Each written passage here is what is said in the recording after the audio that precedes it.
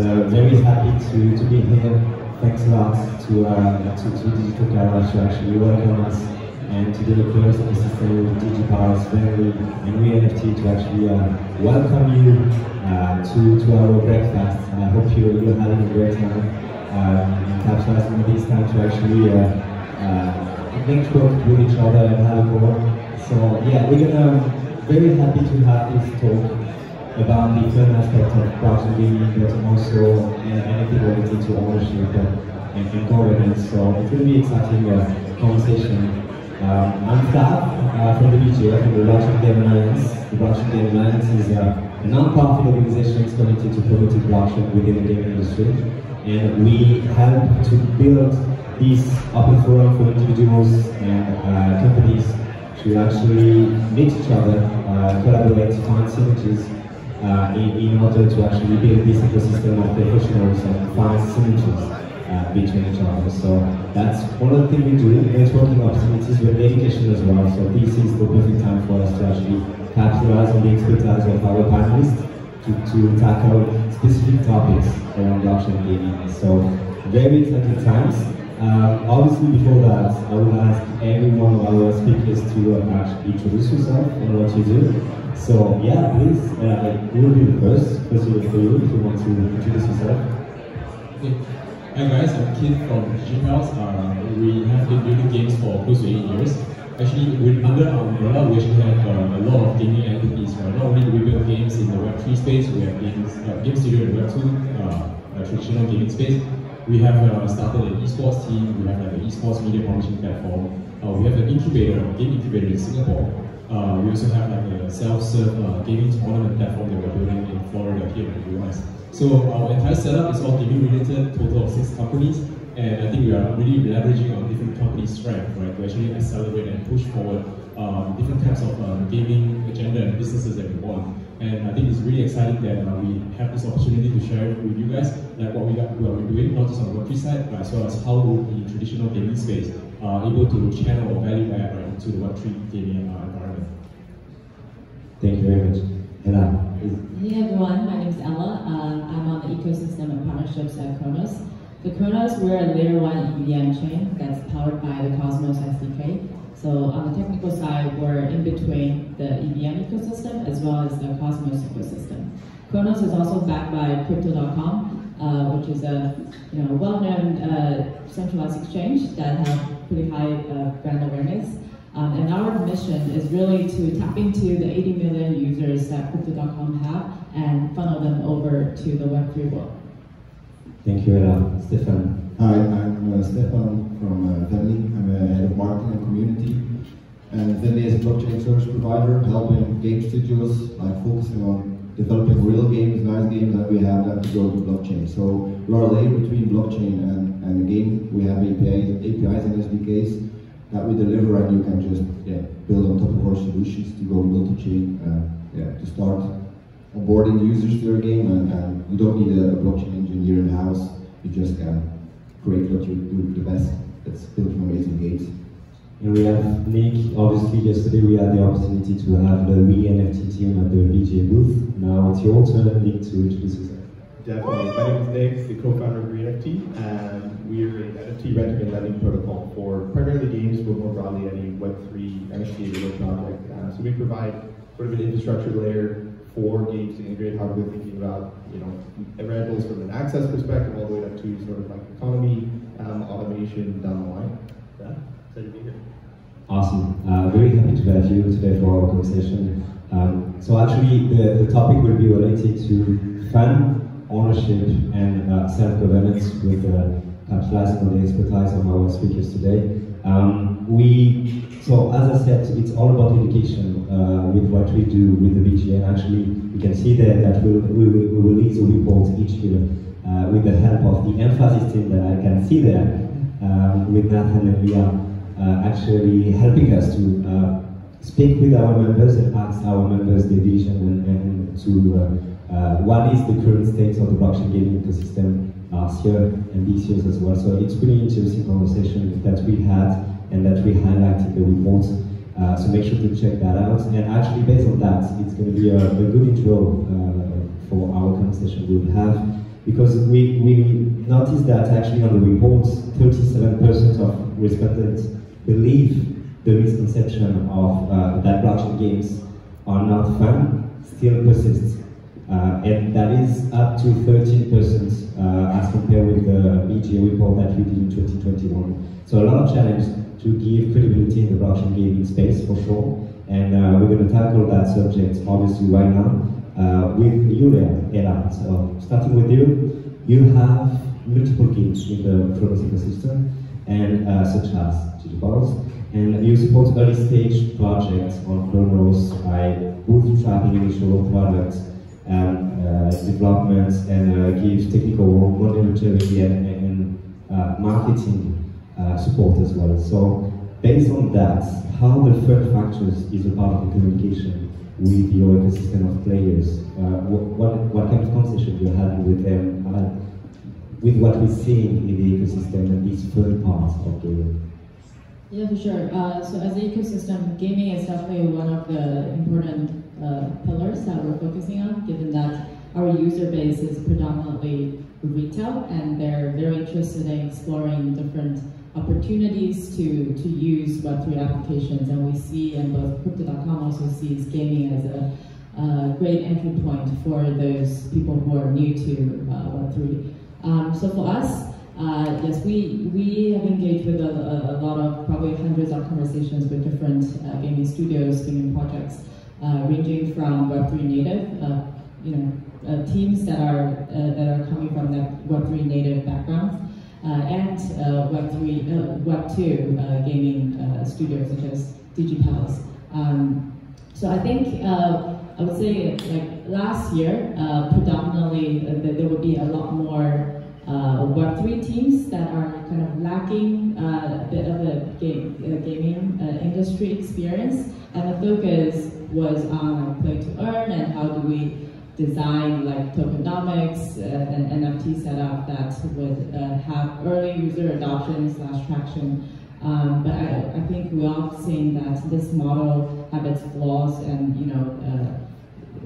it usually would have like hyperinflation, and then like the quote unquote users are not real users, they're just here for the short term to farm tokens.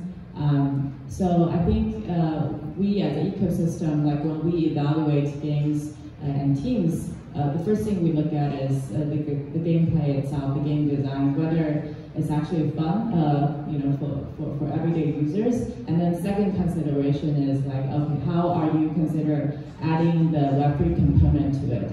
Because to be honest, like, you don't need to build the whole game on the blockchain. You don't need to like use blockchain technology for every aspects. For things such as NFTs, like we look at how you consider the use case of your NFTs. How do you accrue value into your NFTs? And there are different types of NFTs. Like some assets could be stay as in-game assets that doesn't need to interact with external environments. Some might make sense to do it. The timing of like adding, whether you're adding in-game currency or governance token to the game. Like I think most of the games in the market add a token to the game way too early before they even have an engaging user base and in-game economy. So these are the factors that we look at, and then especially for games that are part of our grants program as well as Accelerator programs, we work with them closely on having those considerations and taking a hard look of how you add the Web3 components into your game design. Yeah, and actually we're going to talk later about these components and how you make it easy for game developers to integrate Web3. Thank you very much for that, Keith. I wanted to ask you that question because we are having this conversation and talking about this narrative about bringing fan first. And actually, as a game company, game studios, I guess it always have been about bringing fun to the games, right? Or you're seeing a change as well inside the company in the definition of the blockchain game. Yeah, I think when we build games, I think it's meant to engage, right? I think it's meant to have all these fun factors built in. Like there's a lot of times where people keep saying like, where is the fun, where is the fun? I think it should be a given that the games are going to be fun, right? I think we are in this transition, right, between this concept of play to earn to what we are trying to build, which is actually entertainment products, entertainment industry, right, in the blockchain sector. So I think this transition is going to be a little bit painful because I think there's going to be a lot of shift in terms of like the people's mindset, not just from the builders, but also from the people participating in it. So sometimes people do say that, well, play to earn, financialization of games.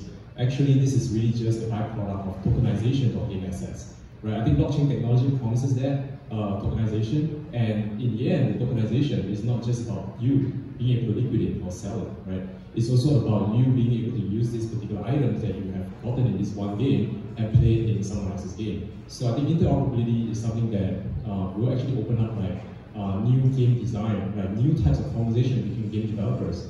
And I think this is something that is a lot more exciting as a game designer and game creator than just the fact that, I want you to come to play my game because you can earn this token and you can actually sell it for some kind of value, right? So I think the bottom line is still, we are in this transition because whoever that started their white paper in, say, January 2022, right? At this point right now, they are probably delivering a game with a legacy idea that is no longer deemed sustainable collectively by the entire industry. So we are still going to see, maybe the rest of this year, games that has started the ideation past maybe all the black swan events that we have seen last year, with a more sound and more fundamentally rooted game concepts and game products and game design.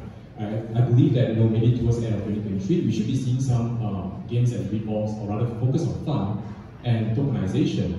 And from there, if there's any rare items that's got dropped to one of the players is going to make big news, right? Selling it for, say, a few $100,000 or something like that. And yeah, sometimes we gotta ask ourselves, right? Is this really something that is helping the industry? Because more often than not, if somebody gets an awesome loot in a game, you don't see it on the news. But when you see that item get sold for, say, $100,000, then it appears for everywhere, right? So I think it also gives the mass media that kind of false impression that Web3 gaming is all about the financial upside. But I think bottom line is still whoever that we're building right now, we are always focusing on the fun, right? But the news is really covers something else entirely. And actually, based on that, do you feel like looking at the space right now, do you feel like we're not seeing enough fan games in the ecosystem? Personally, I think that Web3 gaming opens up a new kind of way, a new way to game. Right, apart from the gaming product itself that is supposed to be fun, right? Let's assume that's a given that it's going to be fun. I think it's more like the fact that the community who are financially invested in the product at the beginning are all coming together, forming that bond around that game, and actually playing the game together. I think that part is often overlooked a little bit because what you are seeing here is that whoever they actually back the project together, they come to the Discord, they share the tweets or Twitter, they actually do end up gelling together. They came for the project, but they stay for the people, the community. I think that's the one part that game developers have often, again, overlooked, because if you are able to build tools and protocols to actually empower the community to help you make your game better, I think that collectively the entire Web3 gaming industry is going to be a lot more stronger. And on top of that, I think the feedback from the community is going to help dramatically improving the quality of the game. Because more often than not, when we are building a game as a studio, you only get the feedback or the collective wisdom of whoever that's inside that studio. But in a Web3 gaming environment, you kind of have hundreds and thousands of people who are looking at your product and they have an opinion. But how many studios are actually proactively collecting all this data and also creating input-output mechanism, right, for them to actually help you make the game more balanced or make more fun? So I think this is something that we are often experimenting with. We just had a game test. Close alpha with our ambassadors, and then we actually collected some feedback. And I think some of the points align with us, some of the points we never thought about, and we are going to look to introduce some of these things. So I think bottom line is still building together. I think the fun will come, and I think that's my point. Perfect, thanks. Stefan, so you providing a diversity of solutions for game developers, help them manage and secure their game assets. How are you communicating your ability to actually let them focus on the game itself by helping them with a good infrastructure in terms of Web3 solution? Yeah, that's a good question. So what we exactly do, we believe that game studios should focus first on creating a game. We're always talking about traditional games versus Web3 gaming, but at the end, for us, blockchain is a technology layer on top of your game, which adds complexity to game studios. So you need to create a cool game, you need to manage your ecosystem and your business model within the game. Now blockchain game is an extra complexity on top of your game, and that is something that we want to help them making it way easier. So we are building, or we have a product on top of blockchain, so we're blockchain agnostic. We have SDKs and APIs that game studios really focusing on creating real nice games, and we have them with all the hurdles we have today. It's like user onboarding is so difficult for blockchain gaming, and this is what we help. So we help game studios with player onboarding, we help them with in-game asset management, and it can live on chain. And there's like a big narrative going on about we're creating a mobile game and we want to publish it on Apple and Android, but how do we do it? Because we need to pay 30% and all this stuff. So that's why we just recently released our Unity SDK, just to make it again easier for the developer here. You don't need a blockchain developer, you just need your regular game developer, you use your Unity SDK, and you're good to go. So we are adding Unreal 2, and as we said, we are blockchain agnostic, platform agnostic, and device agnostic. So if you want to create a game for mobile or on a browser or even on a console, and you want to use PlayFab or AWS or your custom backend, we're not forcing anyone to a specific chain, to a specific backend, because again, we believe that blockchain is a technology that helps people to become owner of an asset over time. But at first, if we want to bring in like mainstream people, we need to get rid of how hard it is. So, and this is a discussion about custodial, non-custodial, it doesn't matter at first. So when someone wants to leave your ecosystem over time, then you can start explaining what a wallet is. But let's focus on creating games. And Web3 is a layer on top of the game which adds complexity, and Venly helps with the entire technology under the hood. And we believe that we should like put technology under the hood and focus on games. I also believe, I'm going to just want to add this, I also believe, I had a discussion yesterday, that casual gaming and mobile gaming, we see a lot of traction of mobile game studios who want to go into Web3. Some people believe that AAA studios are needed to release a first popular game to bring mass adoption. I think that we are on the stage today, like we saw with the Angry Birds and the Temple Runner back in the days of mobile gaming, we are here again. So from the moment we have nice casual games on mobile, and we solve the issue with the app stores and stuff, I definitely think that this is the moment that a lot of people will enter the space, and it's benefit for everyone. So Yeah, and when we see the on-chain activity through the reports that we have with DAPA each month, you kind of see the explosion of mobile games in Web3 right now, so it's really impressive to see that. Nick, I'm very excited with what's happening thanks to blockchain, which is renting, lending. That's one of the aspects I love, and I think only blockchain can provide that, because we're talking about self-custody to players, the ability for players to exchange in-game assets. As you are aiming to disrupt the gaming ecosystem with your platform, how do you help game companies to actually educate the players about this aspect of renting and in-game assets? Yeah, definitely. I think a lot of people overcomplicate the concept of renting in general. You know, we're always pushing this concept of digital property ownership rights, and you only truly have digital ownership rights if you can do anything with your assets, right? And once you have that ownership, all of these kind of sub things you can do stem from that, right? So we're seeing everyone start to make interest in utility around these assets, scarcity around these assets. So what you start to do is cut off a lot of users, especially when we talk about mainstream gamers, from the ability to even use these assets, right? A lot of games as a whole start to forget that the model we're used to in the gaming industry is a free-to-play model, right? And so even a $5 ask of a gamer, they're simply not going to do it, right? When you talk about coming in to try an experience on a deep enough level to actually have them stick, right? So while there's rentals we've seen in the past that can be value extractive, a lot of what we're seeing today and how we're integrating the game studios, simply plug and play into either white labeled in their own interface or through our front-facing marketplace, is usually on like a user acquisition accessibility route, all the way up to economy automation, but that's contingent upon them having an economy that actually functions and works, right? So for instance, a game on Avalanche called Castle Crush, we just hit a little over 100,000 rentals with. We're actually seeing interesting data where 37% of their blockchain layer users were actually onboarded through rental, and of those, about 40% converted to in-app purchases.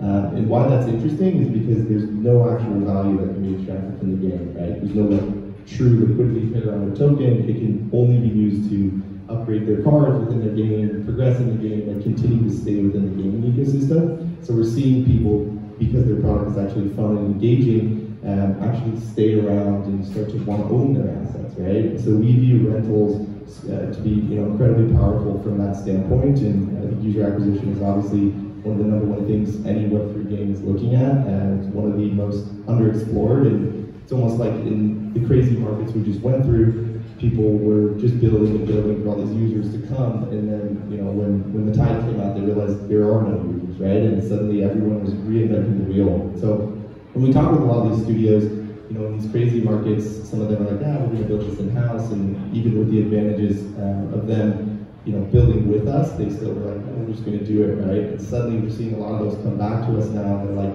hey, it never made sense, right? And I'm sure, Venly, you guys see this as well, but like, suddenly everyone's building everything, and then all at the same time, nothing, right?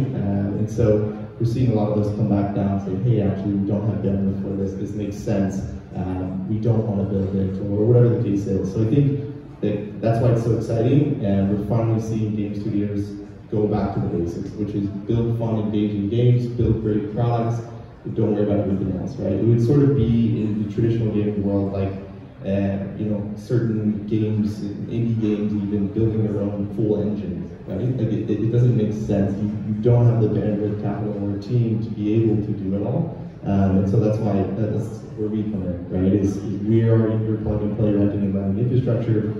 We don't tell you how to implement it. We don't tell you where to implement it. We build custom functionality for these games as well. So it's sort of like, how are you viewing rentals within your user base? In a simple way, all the way up to a complex. How does it fit into your economy? We're not just some standard solution that fits everywhere, because D.G Pals ecosystem and how they're integrating NFTs is very different from a game like Shrapnel, for instance, right? And so it shouldn't be a one-size-fits-all for rentals. Awesome, very interesting. Actually, so we talk about fun, we talk about ownership, let's talk about innovation as well. One interesting I saw actually, Ella, you just announced very interesting stuff with Cronos during GDC with the Unreal Engine plugin and the Cronos Play SDKs with C++. So obviously the objective of that is to make it easy for game developers to integrate Web3 functions without having to understand the smart contracts. So why is this important for Cronos to actually bring innovation to game developers like that? Yeah, for sure. So we see ourselves as a technical partner to game developers, right? I think to echo what Venly is doing, we want to provide toolings and infrastructure that make it very, very easy for traditional game developers to add Web3 components to it. So that's where the idea of Cronos SDK, gaming SDK come from. So it's a very modular SDK that supports both Unreal and Unity. And you can simply have read and write functionalities to the blockchain, supporting NFTs, tokens. There's also a wallet component using Wallet Connect. And down the road, we're also looking to add more modules, such as Fiat Gateway, for example, which is quite in high demand within the Web3 gaming community. So recently, I think 2 days ago, we announced more support on the Unreal Engine. That right now it supports 5 different devices on Mac, iOS, Android, Linux, I think it's with us, like we, in addition to the marketing, the ecosystem support, we also want to be the technical partner for the game developers, so that when you decide to add the Web3 components, you can, to echo what everyone else is saying, focus on your gameplay, focus on the gaming component, whereas we support you on the Web3 part, we support you on growing, your Web3 audience, helping you with the marketing side of things.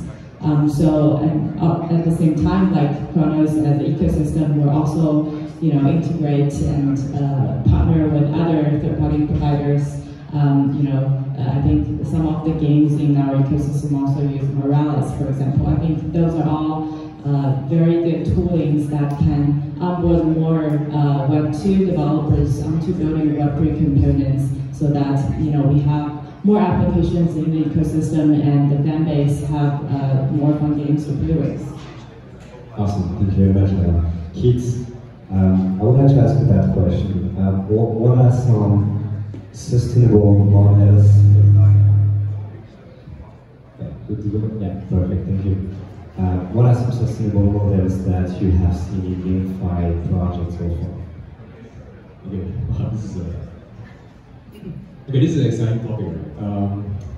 Because I think right now nobody has seen a silver bullet yet. Because we feel like there is a evolution of gaming projects from 2021, 2022, and of course 2023.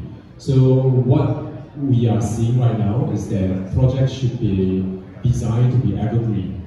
Right? I think right now there's too many projects that focuses on OG, like this concept of OG, like Genesis, like early adopters, and they kind of like hang on to this notion that they need to protect the people who came early and supporting them, right?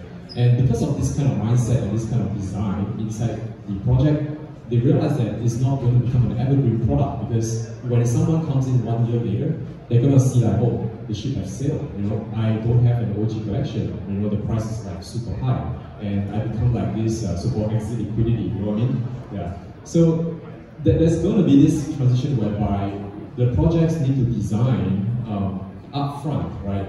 Who are the early adopters and how are they benefiting the product, the projects at the beginning, right? And how are you going to reward them? And effectively building up to a version of the game that can receive new players coming in throughout the years. So I think this is really one of the models that we are looking at, because we have seen projects like the Beacon from Arbitrum, right? I think they have a pretty successful early mint, but what they did quite cleverly was that they created a small version of the game that allowed the players to engage with the game, get a glimpse into what it's trying to do. But we all know that for a fact that is not the final version of the game. It's just a taste, right, of what's to come. And people are participating in willingly, knowing that that is really just the seed of the idea, right? And then hopefully the mint followed by fundraising, giving the developers the ammunition, right, to go out and raise even more so that they can fulfill the entire vision. I think that's really one side of it. But the thing is, the picture is not complete because we do not know whether the game will monetize at some point, right? So again, we are really early right now, like in terms of seeing or to even say that it is a sustainable model. But I think we do have a glimpse into what works and what doesn't work. And the thing is, we are seeing a lot of what doesn't work right now. And I think a lot of developers are steering away from that and really trying to toy around with it. So effectively, what we as a game project are trying to do here is that we go with a multi-game, multi-project mentality. So with that, we actually get to test different models, right? We get to test a free-to-play version. We have a mobile game coming in September. We have browser games, 2 of them are live. We have one more coming up online in April, and one more coming up in May, and one more game coming in December. So that's like 6 games in a single year, right? And this is not heard of at this point, right? We have seen projects that raised 20 million, and we haven't even seen like a demo.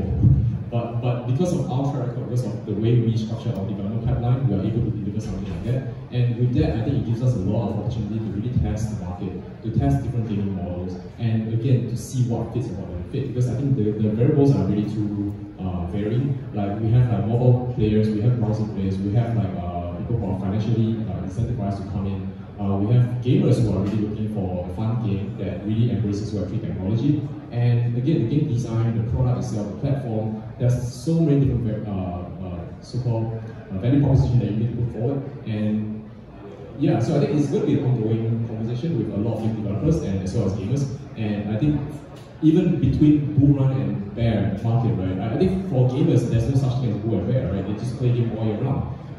But for people in the crypto space, there's such a concept. And their mentality, their behavior changed dramatically as well. Like the way they look at game, the way they assess game, the way they analyze whether this project is worth buying into really differ from month to month, season to season, right? So again, I think these are really some of the challenges that we are seeing as game developers in this space.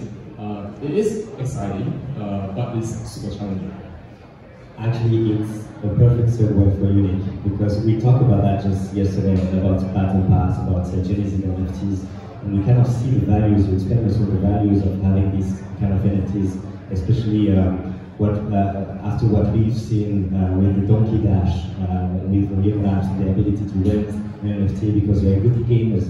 And from the owner's perspective, you don't want to play the game, but you want to allow the possibility for any players to actually play the game and be good at the game. So what's your step around it? Yeah, definitely. It's an interesting one for sure, because in that ecosystem, right, in the Bored Ape world, other side world, whatever you want to call it, the apes are essentially a factory NFT, right? So they're continuing to get different NFTs in the ecosystem. So in a way, they're like investors, speculators.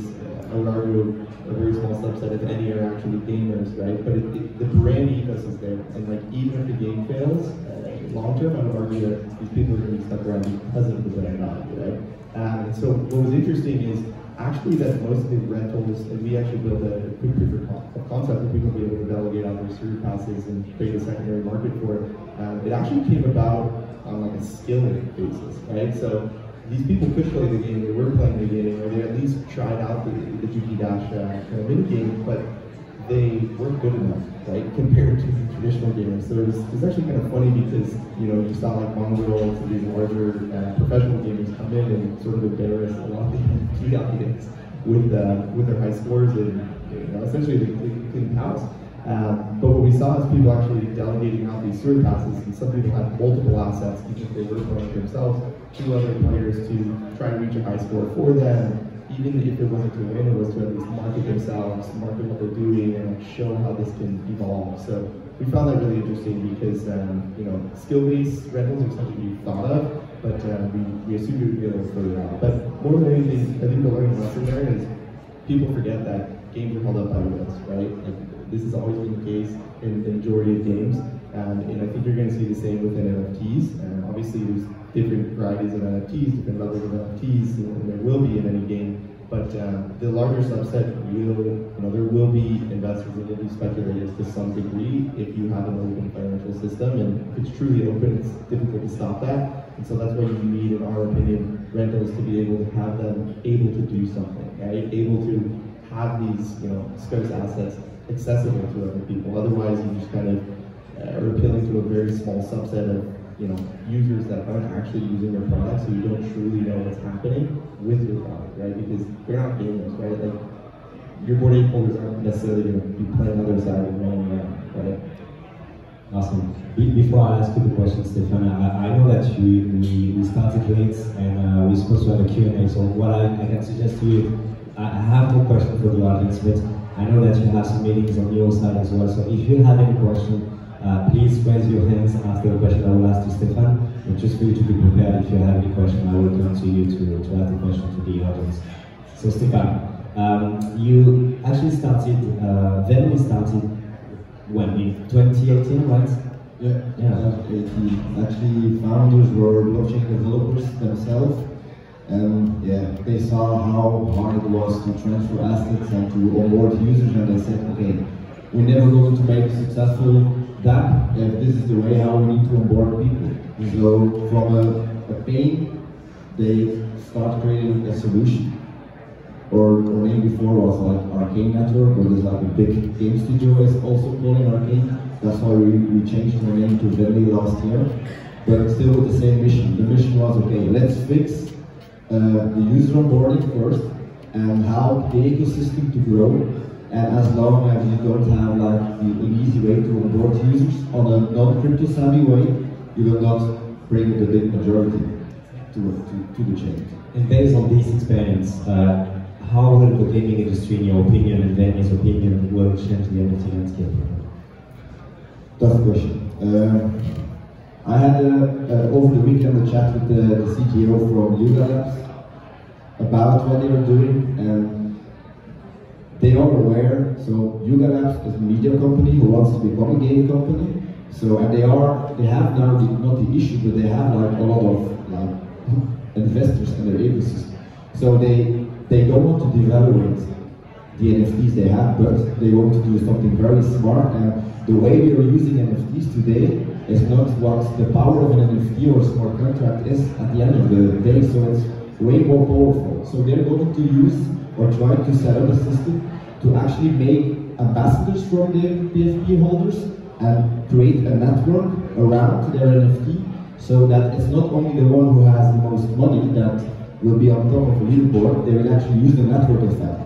And this is exactly what is interesting. It's about the GGs versus the game players. So they're not the players themselves. So they really understand that if we want to grow the ecosystem, we need a way of bringing in gamers into our ecosystem. So, and I believe that using the power of a smart contract and like adding skills in the metadata of an NFT is way more interesting than just having an NFT which represents an avatar that you can use in an interoperable way, and you can walk around the metaverse with the same avatar. Yeah, nice idea. I like it too, but I don't think that this is where NFTs will end at the end of the day. So it's the power and the logic of the blockchain that we will see going into smart contracts and will be connected across ecosystems. And this is what we believe. And I also believe that we go to a cookieless world, and the wallet will be the central piece of your connection within Web3. So, and this is also a challenge for teams and marketeers even to know, okay, how will we convert and retain users? How do we suddenly see what's happening on chain? And this is why we really need like way more smarter tools and solutions than we are using today. But yeah, I don't know if I can say, but I'm bullish on the future, not on the crypto monetary system, but how we are able to connect emotional connections with the players. And now it's too much connected to the monetary side of what crypto is, and like crypto and gaming is, yeah, they always think about Bitcoin, and if I tell someone what I'm doing, they say, oh, it's Bitcoin or Ethereum. No, that has nothing to do. It's just on the same technology, and I think as long or from the moment you can create a community which is emotionally connected to your game, rather than in your community just to flip an NFT and to add or to get value from a monetary point of view, I think this is the way to go. So, perfect. Do we have any questions in the audience? Raise your hands if you have some. Don't be shy. I know it's the morning, your eyes are not fully open, but like I was. Okay, we're going to continue with questions. If you have any questions, please raise your hands and I will come to you. Ella, kind of the same question for you actually. How do you see your ecosystem of games changing over the years? Yeah, I think I want to add on to the NFT aspect. I think there's a lot of capabilities that we haven't unlocked, or we barely scratched the surface on how can we actually utilize NFTs and digital ownerships within games. I think right now one of the main reasons that the in-game economy, open in-game economy is failing is because we kind of just commoditize like each users and their experience, and we treat them as the same. But skill-based, and then like players or users that plays in different rules within the games can all be differentiated with NFTs, right? So I think interesting ideas such as dynamic evolving NFTs that are related to your specific gameplay, that your NFT character can add on new skills, like new appearances once they, like, for example, have been through certain battles, and I think those are very interesting ideas that we as an industry are about to explore. And another interesting aspect is how can you use NFT as a special experience? For example, special quest or a right for you to unlock a specific experience, and then you are able to trade that as well with others. That's also something I think NFT can unlock. So more nuanced use of NFTs, and that also have a little bit of financial aspect to it in terms of like free to trade, free to exchange, because you own that right. I think those are aspects of things that I'm personally very interested in, and looking forward to see games within the Cronos ecosystem to develop. Awesome. For you kids, what is your vision with D.G Pals? How far you want to go to experiment things with blockchain technologies within games? Right, I think the core idea of D.G Pals is still building up the IP. Right, so apart from just having blockchain games, we are also looking into merchandise, tabletop games, traditional video games that doesn't have anything to do with NFTs and whatnot. So that in itself is IP play. I think what's more important is that whatever that we have built for D.G Pals, like the bridging protocol, like the minting, marketing, asset management, all these things are really quite important to the gaming experience, because I myself is an avid World of Warcraft fan. Right? I have like 1,000 over achievements and like 200 over mounts that I'm super proud of. And you don't expect like these things to be tokenized into NFTs and all dumped into a single wallet, right? So if I play 5 games over the next 5 years, I'm gonna have like thousands of all these NFTs sitting inside my wallet. It's gonna be quite unwieldy, right? Just on the concept of management, like visualization, is gonna be one hell of a thing. And I think what's more important is that as we move forward, I think there's gonna be a lot of focus on changing how these things are presented on, say, the marketplace, like mainstream, open seas, like all this kind of stuff. Because right now it is still at a very rudimentary state where every item is just one picture, and it must come with one picture, and it must come with like some descriptions, some traits. And I believe that game studios will somewhat reinvent how some of these gaming assets will be presented and meaningfully to a gamer. Then from there, I think there's going to be a lot more understanding between how NFTs can be used or can be utilized as part of the gaming experience, rather than just something that is tied to, say, what we commonly see as an equipment or a PFP. These are really, again, what they are all echoing, right? It's something, just the tip of the iceberg, and there's going to be a lot more ways for us to create a special type of NFTs that more often than not can be shared by multiple people. Maybe it's like a world boss that has been killed, right? So while you participate in the game killing the world boss, you kind of have a fragment of the NFT. Then with that, maybe after X amount of time, when a new world boss is spawned, then players actually do lose that fragment. Then while holding the fragment, you can have access to, say, a special dungeon in the world. So there's all this kind of concept that hasn't been tested or even tried out, because again, building a game is really a long journey. Like even just to come up with the game specs, the game feature list, right? After that, you are locked in for 6 months or 9 months to even come up with like maybe half the feature list. And for an industry that's moving so quickly, just to suddenly see someone doing something special and then you want to add it into your game, it becomes a backlog of maybe in the next 1 year. So so I think as far as games development goes, right, I think the general crowd is still not too familiar with the process, and I believe that over time, the community will also start to learn a little bit more about games development in general, right? So I think with that, because they get to participate, they get to witness how things unfold, they get to see how quickly features get implemented, they get a better sense of what games development is all about. Because again, from all the experiences that we have so far, in a big company, they often have parallel development and a huge team and huge budget, to the point that a big company can release a game every single year. It makes game development look easy, which is not the case. And more often than not, you can see there's games going on delay, a title took 5 years to ship, 6 years to ship, and this title eventually becomes multi-million hits.